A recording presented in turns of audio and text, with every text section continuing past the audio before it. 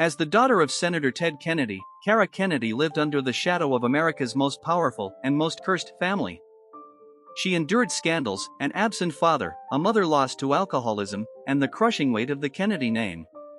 Behind the polished image, Kara's life was marked by silence, emotional wounds, and a tragic end.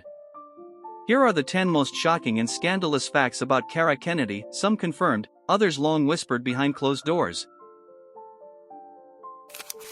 Number 1. Growing up a Kennedy, childhood, youth, and private life. Kara Ann Kennedy was born on February 27, 1960, in Bronxville, New York, the first child of Senator Ted Kennedy and Joan Bennett Kennedy. Her childhood, though surrounded by wealth and political prestige, was scarred by family instability. Her mother Joan's battles with alcoholism were well known among those close to the family.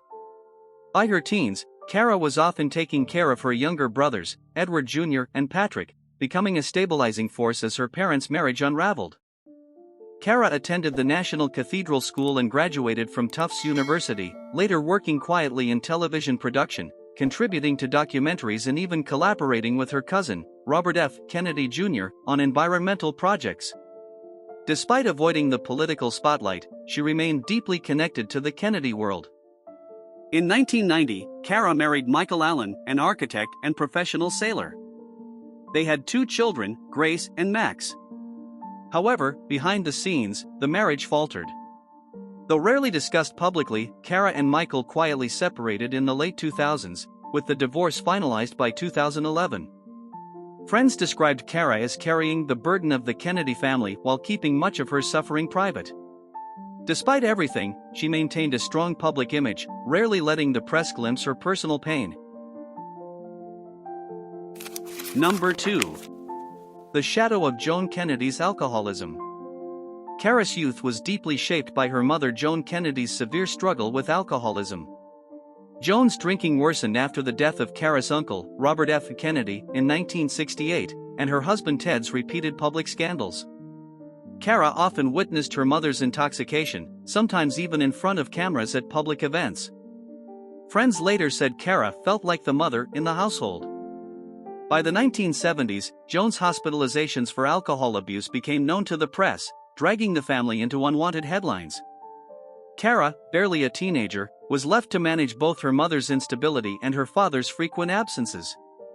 Ted was often busy with his Senate career or entangled in personal controversies, including the 1969 Chappaquiddick incident, which deeply traumatized Kara, according to family friends. These childhood experiences left a permanent mark on Kara. Multiple Kennedy insiders have said Kara's later cautious, private personality stemmed from the chaos of her upbringing.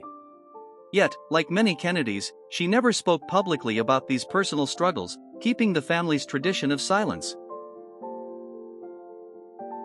Number 3. The tumultuous relationship with Ted Kennedy. While Kara was Ted Kennedy's favorite child according to several family accounts, their relationship was also marked by tension. Ted's frequent public scandals and rumored affairs embarrassed Kara, who craved a more stable and private life. During the 1991 Palm Beach rape scandal, where Kara's cousin William Kennedy Smith was accused of sexual assault, he was later acquitted. Kara was reportedly horrified that Ted and other Kennedy men had been partying late into the night. Kara, now a mother herself, was said to be furious about the way the scandal harmed the family's reputation once again. Moreover, Ted's own struggles with drinking and womanizing, sometimes documented even in Senate circles, strained Kara's admiration. Several biographers noted that Kara distanced herself from Ted during the 1990s, focusing on her children and personal projects. However, in later years, especially after Kara's cancer diagnosis in 2002, she and Ted reconciled, with Ted showing unwavering support during her illness. Number 4. Battle with lung cancer and the heartbreaking fallout. In 2002, at just 42 years old, Kara was diagnosed with lung cancer despite never being a smoker. Surgeons at Brigham and Women's Hospital removed a significant portion of her right lung. While the operation was successful, it left Kara physically weakened. Her father Ted described it as a miracle that she survived, but insiders revealed that Kara was deeply frustrated by the permanent damage to her health. Some family sources claimed that Cara blamed the Kennedy family's notorious history of cancer, alcoholism, and stress for her diagnosis. "She felt like a ticking time bomb," said a friend. After her recovery, Cara struggled with depression and reportedly withdrew further from the public eye. Despite her resilience, friends noticed a visible change in her. She rarely appeared at large Kennedy gatherings and began living more quietly, avoiding media attention whenever possible. There were even rumors, although never confirmed, that Cara privately questioned whether growing up in the Kennedy environment contributed to her health breakdown. Her once vibrant energy seemed dimmed after the surgery, according to multiple people close to her. Number 5. Quiet divorce and hidden personal struggles. Although Cara Kennedy and Michael Allen seemed like a strong couple in public, their marriage quietly fell apart in the late 2000s. Unlike typical Kennedy divorces, theirs attracted almost no media attention. Close friends later revealed that the separation was difficult for Cara, who had hoped to avoid repeating the turbulent marital history of her parents. Sources close to the family suggested that Cara's health issues, depression, and the stress of maintaining the Kennedy legacy strained the relationship. The couple officially divorced around 2011, but neither publicly commented on the matter. Cara chose to shield her children, Grace and Max, from the public fallout. Some Kennedy insiders whispered that Cara, despite her efforts to appear strong, was deeply affected by the divorce, feeling isolated even within her own family. As one friend recalled, she hated the circus that followed everything the Kennedys did, but you can't escape it. The quiet dissolution of her marriage added to her growing withdrawal from public life. Number 6. Inheritance disappointment and quiet resentment. After Ted Kennedy's death in 2009, rumors spread that Cara was quietly upset over her father's will. Much of Ted's estate went to his second wife, Victoria Reggie Kennedy, and charities, leaving less to Cara and her siblings than many expected. Though Cara never spoke publicly about it, family insiders noticed she became distant from Victoria after Ted's passing. Some claimed Cara blamed Victoria for reshaping the family's dynamics in Ted's final years. While no open conflict broke out, Cara's limited appearances at Kennedy events after 2009 fueled speculation of a lingering rift. Number 7. The quiet outsider of the Kennedy clan. By the 2000s, Cara had noticeably distanced herself from the family's public stage. Unlike her cousin Maria Shriver or brother Patrick Kennedy, Cara avoided political events and Kennedy Foundation galas. Friends said she disliked the family's obsession with legacy and publicity.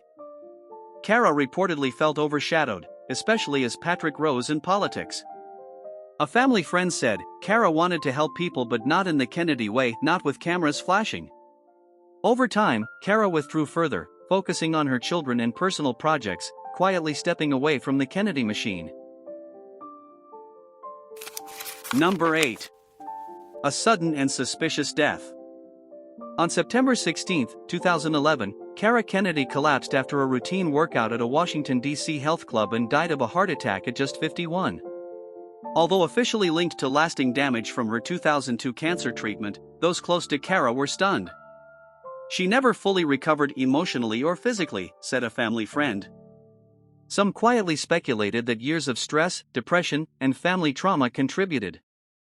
Others saw her death as yet another chapter in the so-called Kennedy curse. To many insiders, Cara's sudden passing felt less like a medical event and more like fate catching up. Number 9. Cara and the Kennedy curse, private fears. While the Kennedys publicly dismissed the idea of a family curse, Cara quietly believed in it. She had lived through too much: the assassinations of her uncles John and Robert, the plane crash of cousin John F. Kennedy Jr., and the substance abuse battles of her own mother and brother. Friends said Cara often feared she would become another Kennedy tragedy. After her cancer battle, Cara grew increasingly cautious and superstitious, worrying about her children and her own health. She knew too much about what happens when you're born into that family, a family acquaintance recalled. Although she rarely spoke about it openly, those close to Cara believed she never escaped the heavy shadow of the so-called curse, a fear only intensified by her sudden death at 51. Number 10. Kara's funeral and unanswered questions. Kara's funeral in Boston was smaller than typical Kennedy ceremonies, quiet, restrained, and noticeably lacking the usual media spectacle. Friends said it reflected Kara's desire to stay out of the Kennedy spotlight. After her death, some close to the family questioned whether Kara's declining health and emotional struggles had been overlooked. Her absence from family events in her final years and rumored tensions with Ted's widow, Victoria, remain subjects of quiet discussion. Even in death, Kara remained one of the most private and quietly tragic figures of the Kennedy family.